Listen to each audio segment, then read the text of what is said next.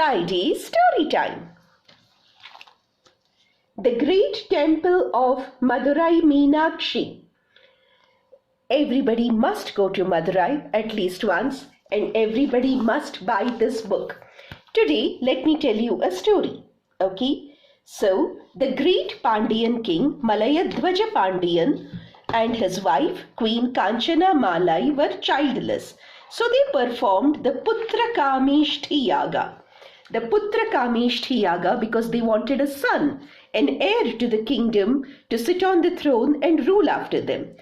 As they poured the final Purnahuti, out came a girl. You can see there is the yagna and out came a girl, a small 3-year-old girl from the fire. So the king, was understandably upset. After all, it was the Putra Kameshthi Yaga. It was not the Putri Kameshthi Yaga. He wanted a son, somebody who can sit on the throne after him, somebody who can rule the kingdom. So seeing a young little girl, he was understandably a little disappointed. Not only was she a girl, she had a slight deformity. The young 3-year-old girl who came out of the fire had 3 breasts. So what he got after the Putra Kameshthi Yaga was a Putri with 3 breasts. So he was not really happy. King Malayadhwaja Pandyan was with a downcast face and was wondering what to do and what went wrong, when suddenly he heard the Akashvani, a voice from heaven. And the voice said, "O King Malayadhwaja Pandyan, you are a king. You're not supposed to discriminate between boys and girls. You're not supposed to, feel happy for sons and feel dejected at daughters. If you do that, your praja, your subjects are going to do the same. You're expected to set a good example. Stop discriminating between sons and daughters." This girl is Meenakshi. Meenakshi literally means she who has the eyes of a fish that do not sleep. It does not mean eyes with the shape of a fish. It means she who has eyes and eyes that do not sleep. At this time, Madurai was actually known as the city that does not sleep. So this girl, Meenakshi, like the fish, will never sleep, will be ever alert. And whatever it is that you want to teach your son, you can teach your daughter. You can make her sit on the throne. Don't despair and don't set a bad example. So basically, the Akashvani said, "Beti bachao, beti padhao." And that is what Raja Malayadhwaja Pandyan did. Beti bachao, beti padhao. He and Queen Kanchana Malai taught her everything. How to treat the courtiers, how to control the palace, sword fighting, spear, horse riding, elephants, bow and arrow, everything. And when she came of age, it was time to make her queen. But then many courtiers in Madurai said that this girl, cannot be queen until she gets married. So she needs a man by her side to rule. Some of you might remember this Hollywood movie, Princess Diaries. It was a hit movie. I'm sure most of you would have seen it. Princess Diaries is the story of this girl, Anne Hathaway. She's a young ordinary schoolgirl, but one fine day she suddenly discovers that her father was a king and he is dead, so she has to inherit the country of Genovia and rule over it. So when she comes to Genovia, the Genovian parliament tells her that she needs to marry before wearing the crown. She needs to marry if she wants to sit on the throne. The whole movie is about how Anna Hathaway convinces the Parliament of Genovia and the people of Genovia that she is quite capable of ruling by herself, that she loves the people of Genovia and she does not need a man by her side to be a good queen.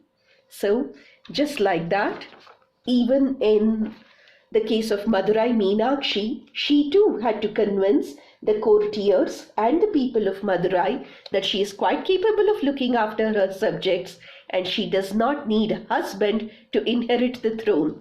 But some of the courtiers insisted, so finally Madurai Meenakshi said, fine, I will get married. I will get married to my equal. I will get married to the man who can defeat me in combat. So saying, with the huge Pandyan army, she set forth across Aryavarta and the Trilokas to find the man who can defeat her on the battlefield and who would eventually win her hand. That person was obviously Shiva.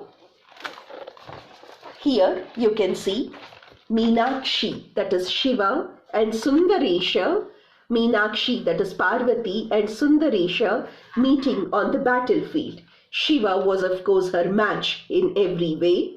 Shiva and Parvati met on the battlefield. As soon as she saw, how brave Shiva was and what a commanding presence he had on the battlefield, she realized she had met her match. More importantly, the deformity also vanished, as the Akashvani had told her that once you meet your match, the third breast will vanish. So the third breast just vanished. She met her match, and Meenakshi, that is Parvati, married Sundaresha, that is Shiva. But then Meenakshi tells Sundaresha, listen, I have a whole kingdom to rule. I have thousands and thousands of subjects to look after. Please understand, I cannot live with you here in Kailash.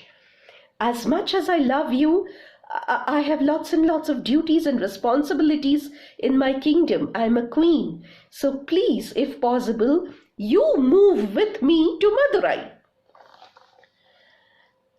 I don't know if some of you have seen the latest TV advertisement of some iwantahusband.com. In that iwanttogetmarried.com or something, that is what the girl says.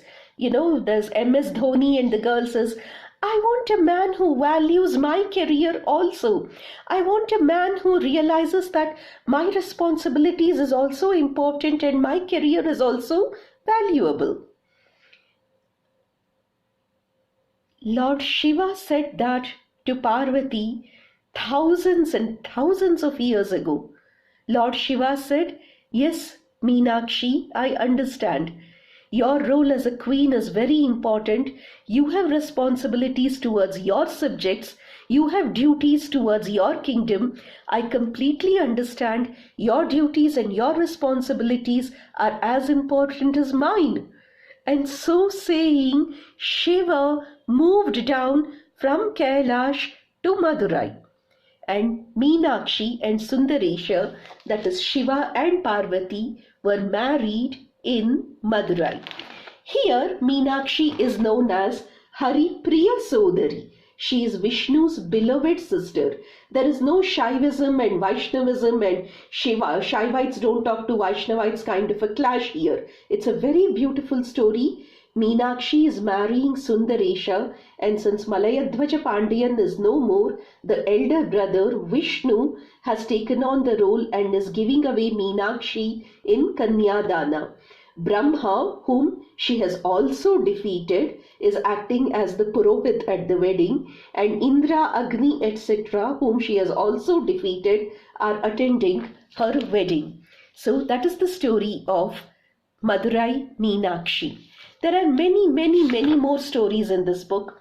The story of the stork that was blessed by Shiva, the story of the bangle seller, the story of the elephant, that stone elephant that ate up the sugar cane. I like the story of the bangle seller, the story of why Shiva as Nataraja stood this way instead of this way at Madurai.